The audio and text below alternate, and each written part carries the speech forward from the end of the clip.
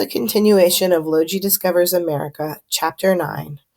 This continuation starts on page 76. Please turn in your book to page 76 and get ready to listen to the rest of Chapter 9 from Lowji Discovers America, Chapter ERP. Their burps attract me like the gutters attract my bowling ball. I have to look. I turn just as Baseball Cap pounds his chest to bring up a last one. It's a big one. It's a smelly one. It is right in my face. Excuse me, says Baseball Cap, grinning. I cannot take it anymore. I gulp air. No, I say. I take another big gulp.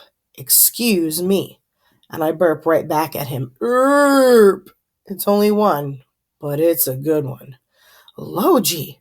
Ma turns around and shakes her head at me. But those boys think it's a good one, too.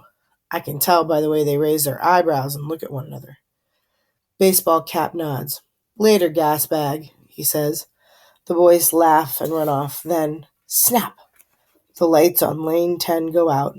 Our first game of bowling is over. I wish those boys had invited me to go with them. I wish I didn't feel so alone all of a sudden. And I really wish I had not drunk so much sweet tea at dinner. I whisper in Bape's ear. Over there, he says, pointing. On my way to the restroom, I peek into the snack shop, and guess what? Another coincidence. The girl on the blue bicycle is on a stool at the snack shop counter.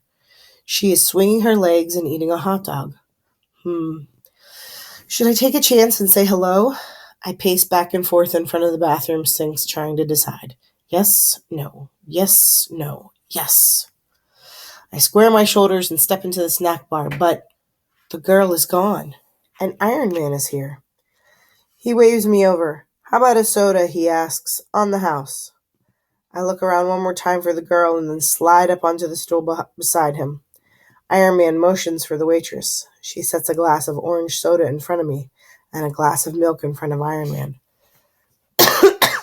Excuse me. Milk, I say?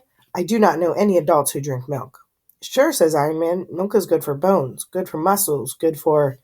He leans forward and whispers, something else. What, I ask? Iron Man glances around the snack shop to make sure no one is looking. Watch, he whispers. He takes a big mouthful of milk and... I do not believe my eyes. A foamy river of milk bubbles out of Iron Man's left nostril. It stretches down until it dangles off the end of his chin and then slurp. He sucks it back up into his nose and swallows. Gross, gags the waitress. Great, I cry. Iron Man blushes. It's nothing, just a little trick. Excuse me. That is not a little trick, I say. That is a big trick, an amazing trick. A trick I have to learn. Can you teach me? I imagine those boys watching as I blow milk from my nose. I imagine them wide-eyed and going, wow. I imagine myself saying it's nothing. Iron Man breaks into my daydream. Sure, he says. All it takes is practice and control. Practice and control. That does not sound too hard. I listen carefully as Iron Man explains how to swish the milk toward the roof of my mouth. That's where your nasal cavities are, he says. Once they're filled with milk, you simply press your right nostril closed, give a firm but gentle blow, and ta-da, milk. Barf, says the waitress. But Iron Man ignores her. Now you try, he says. He pushes the glass of milk towards me. I do not hesitate. I drink, swish, press, and, oh no, I blow too hard.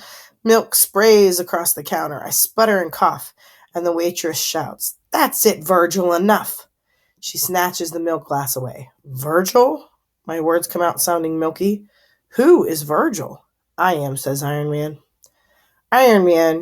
Virgil, slides off the stool. Back to work. He pats me on the shoulder. Keep practicing, buddy. Then, with a wink to the waitress, he heads back to the counter. And I head back to lane 10.